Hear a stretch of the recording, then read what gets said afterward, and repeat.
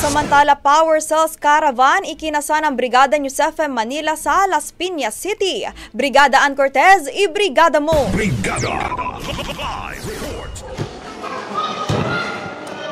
Alas 9 pangalang ng umaga kanina ay nagsimula na sa paghahanda rito sa cover court ng Barangay Talon 1, Las Piñas City para sa ginanap na Power Cells Caravan. Kung saan game na nakilahok sa palarong inihanda ng brigada team ang mga residente na naturang lugar.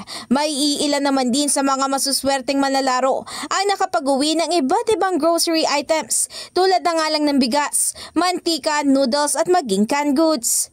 Habang Power Cells product naman ang nauwi ng ilan tulad ng Power Cells Herbal Capsule, Power Cells Labat at Power Cells Soya Coffee.